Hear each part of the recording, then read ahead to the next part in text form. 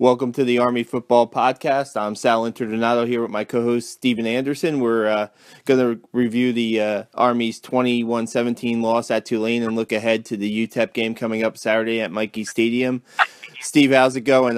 It's been a while since we talked about Army football, and I guess I asked Coach last week.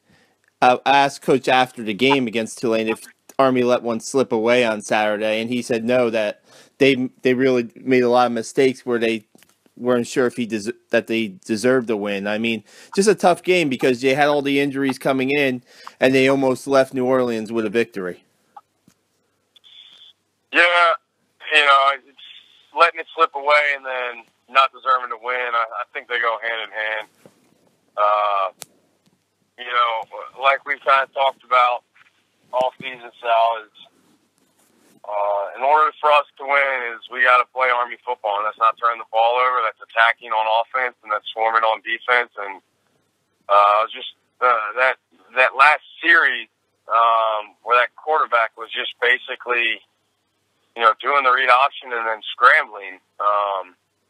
It wasn't anything too complicated. It was kind of difficult to watch how he was just able to get 7-8 yards.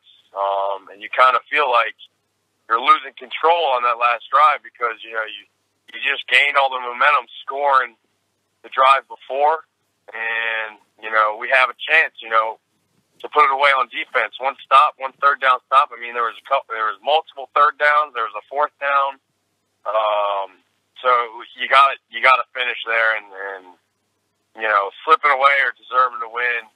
You're basically just saying the same thing. And he's absolutely right that the way we played was not, worth the W. But the good teams that shoot themselves in the foot still find a way to win. So we just got to figure out, what kind of team identity we need to have in those situations and who needs to step up and say no more. This is the line. Yeah, you look at there was a 4th and 8, right away in that drive, that Tulane game-winning drive, and Jonathan Banks scrambled, and he took a pretty huge hit from James Gibby Gibson and went out for a play. And I thought that, okay, maybe they're going to be stuck with their backup quarterback now, but Banks was right back into the game. And like you said, 3rd down conversions, 4th down conversions, and, it's definitely a really tough loss to take because when Connor Slomka scores that, touchdown after that long Army drive, I'm like, what more else could the offense done? That's Army football right there, and now they just got to regroup and just the offense, Steve, is a little, you look at what they did in the second half. They had 4 drives, but they were in Tulane territory 3 of those drives and only came away with that Connor Slomka touchdown. The interception, the end zone on a 3rd and 3 from the 12. You're a running football team. I was surprised by that call. Yeah, I mean, at that point in the game, I believe Coach Monken thought he had a leg up on the defense. I mean, 3rd and 3 is a great down for us because we pass the ball, we don't get it. It's still 4th and 3, and we either kick a field goal or we go for it. You know how Coach Monken is very strict to his analytics and his percentages. So maybe his percentage was telling him, play action or just a short dump pass. Those are decisions that you can sit here and say, oh, I should have ran it. I mean, I'm sure the Seattle Seahawks still think they should have ran it with Marshawn Lynch in the Super Bowl. But if that play connects, Coach Monken sit there like, yep, I made the right call. So, you can never look at any one play or look at any one series, what more the offense could have done or what more the defense could have done. I think the biggest thing to take away is look at those critical moments in the game, and decide, what the identity or what the thought process was or were we believing in the right, at least as a defense perspective, like, what was my mind on the right set of plays or the right set of series where I believed I had the advantage of knowing what the offense was going to do. And I really felt like that last series, we knew what they were going to do. They just, that quarterback was just, really good at scrambling and not allowing himself to fall forward. I mean, yeah, that hit was incredible. I mean, of course, I was pumped up watching that hit. Brought me a little flashback of some great plays on defense. But it's just we got to see how we come back. We got UTEP next week, which we had a great game against last year. But we got to get out of this funk win. We've got 2 games now that, we're definitely games that we could have came out with something, with a better product than we showed. And we just didn't have that tenacity on defense in that fight. I don't know if we were gassed or we were just confused on what this quarterback was doing, or maybe he was just scrambling so much we couldn't really find one fit. But overall, the defense played well enough for the majority of the game to give us a chance. Several missed opportunities on both sides of the ball. Yeah, you look at Tulane's other 2 touchdowns were long runs, 75 yards on the first play of the game, Steve, and then I think it was another 72-yard run down the right sideline. Just big plays that this defense can't give up. They can't give up yards in chunks. And you look at Coach Monken after the game. It's just assignment football. Really, I know it's cliche, but if you're not in your gap and the guy runs up the middle, that's going to be a big play. And guys missed assignments on those plays, and you look at this defense last year. Those plays didn't really happen often. So you look at we talked about it a lot earlier in the season about Andrew King and Jeremy Timp graduating and who was going to step up in the middle.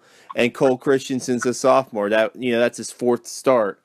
And you look at now they're going with James Nautical a little bit more than Scott Washley in the middle. So they need. The way the defense is, it is geared for those guys to make plays, so they, see how they rebound against UTEP on Saturday. Yeah, there's absolutely going to be some growing pains. There's a tough shoes to fill. You got our 2 leading tacklers on heartbeat of the defense. Anytime you lose those guys, it needs to come from somewhere, and just by design of the position, you automatically have a lot of plays that can be made. And when you play assignment football, and you have trust in one another, you're not trying to do anybody else's job, and you're expecting those guys to make the play. So I think it comes back to, I teach a lot of it here at the infantry schoolhouse that, a lot of confidence you can gain is the way you prepare.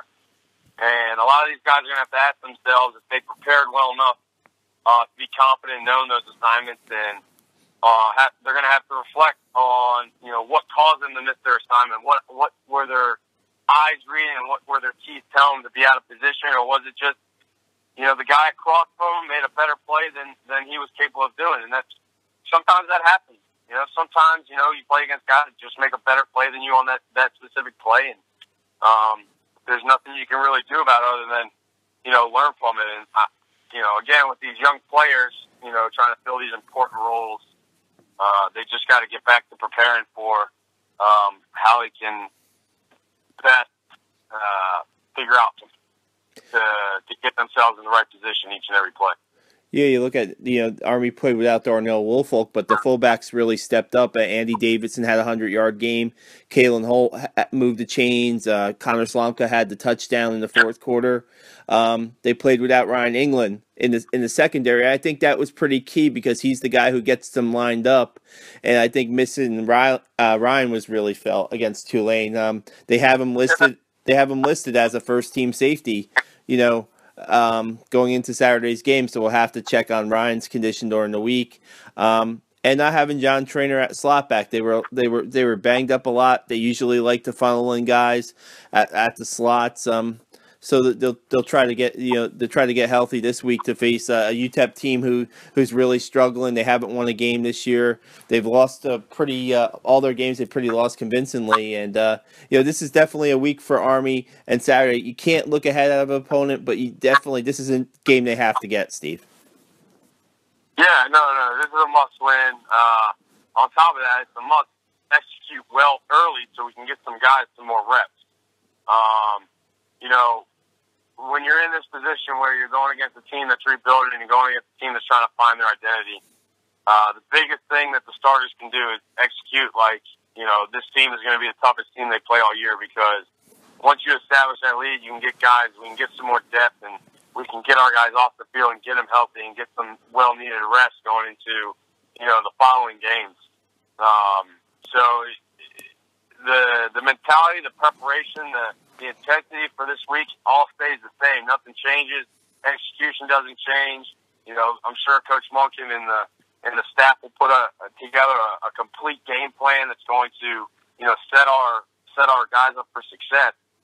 Now it's up to us to make sure that the players stay focused and understand this UTEP team can and will be dangerous if we allow it to get there. So you got to get on, you got to put the throat on the neck early, and you got to make sure that they don't have any kind of motivation or will to continue to come back in order to allow us to get healthy and get some guys some more reps, just like last year. Yeah, I think we'd be remiss just real quick to bring up, I know Army's a triple option football team, but still no completions against Tulane, only 4 completions all season. And like you were talking about getting some guys reps, if they can jump ahead maybe against UTEP, then maybe we'll see a Luke Langdon or a Kelvin Hopkins and give them a chance again to run the offense and maybe just have some confidence if you're up a little bit, not to rub salt in the wounds, but at least to prove, give the guys confidence that they can throw the ball, because right now you're not really scaring many defenses. Pretty much they think 99% of the time you're going to run. So. Yeah, and I think, there's pros and cons to every decision, Coach Monken makes, and he understands that as, being a great coach is. At the same time, we have so many, such a limited pass spectrum within the offense. Do we want to keep showing, do we want to show our hand on the pass plays you do have to, or are we running enough in practice that the guys should have confidence and these guys should be executing the passes we do run during the game? It's always a catch-22. There's pros and cons to every decision. That's the nature of the beast of being a coach and deciding, like, okay, is this the week we really try to show what kind of pass plays do we have? Or I really think that was the case earlier in the season when, we had a chance to show, work on pass plays, but we didn't really want to kind of show our hand. And there's only so many pass plays you run out of triple option. Of course, there's a lot of different routes and stuff, but we have so many formations, and I think, the biggest thing is we just got to play the football that, makes sense to Army. There's no need to go out there and show anything that we wouldn't show on any given Saturday, and it comes back down to executing. I mean, we've had plenty of opportunities to catch balls, and we've had plenty of opportunities to complete passes. Quarterback and receiver fault on routes and on throws has kept us from doing that. So they just need to continue to prepare and continue to practice and make sure we have that confidence come game day to execute when it's needed. No doubt, no doubt. Just one more topic before we get off here on the podcast. The whole national anthem, Steve. It's not just a sports story. It's become a national story. And you look at, I don't know what we want to call them. Everybody has their own way of taking in the national anthem. And, I don't know if they're player protests over the weekend, but, former Army football player, one of your teammates, Ali Villanueva, he was pictured outside of on the field with his hand on his heart when the national anthem was delivered at Soldier Field over the weekend. And, it's news-wise because the Steelers voted to stay in the locker room or stay off the field before the national anthem. And Ali yesterday had, Steve, you know Ali pretty well. He's not a guy that likes to attract attention to himself. I've tried a couple times to get him for an interview for a story, and he's politely declined, saying he wants to focus on football. Ultimately respect that. And, just to see him yesterday apologizing kind of for his actions and not really, doing what the team had voted to do, it's kind of mixed for me. What's your take on the whole national anthem topic? Oh, look, Sal, I mean, the bottom line is, Ali is one of the most humble professionals I've ever worked with. He is a guy that is the ultimate team player. I mean, the guy came in, he was a defensive lineman when he started. Then they moved him to deep offensive line, and then they asked him to be a wide receiver. The Eagles wanted him to be a defensive lineman. The Steelers wanted him to be an offensive lineman. He is the ultimate team player. He is, and I have no doubt in my mind, he feels like this has been something that he has absolutely wanted to stay away from completely. He's a guy that doesn't want any praise. He doesn't want to draw any attention to himself. And this whole thing, I think, is just blown out of proportion really fast for him. And, I just wish that, I hope, he comes out the other side of it and, the organization and everybody just understands that he really is just a team player and he didn't mean, I think he just got caught in a sticky situation as he talks about asking, he asked the captains for permission and he was going to bring everybody up with him as soon as, obviously he's the tallest player in the NFL, so, his vantage point's a lot better. Bottom line is there, it's a peaceful protest there, or whatever you want to call it. And as long as the reasons are behind it, and your convictions are what you truly believe in, I have no issues with any of it. I think my biggest thing is, for the longest time, the NFL, those Sundays were so precious to the American people because they were able to just turn off all the other media outlets and just watch a group of guys, race, religion, different backgrounds, didn't matter.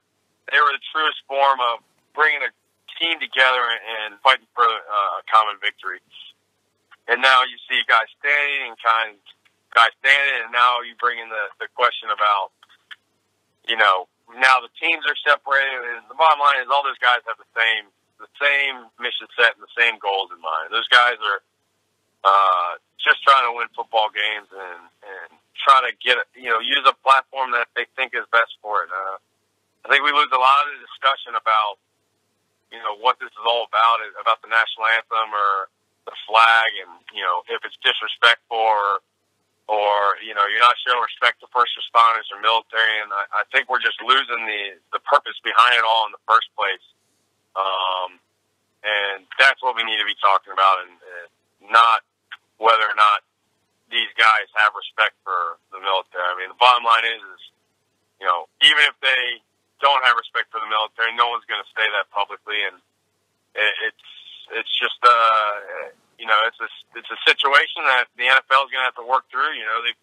They're losing a lot of ratings. They're losing a lot of sponsorships. A lot of players are losing endorsements. I read a story how Von Miller's lost an endorsement from it.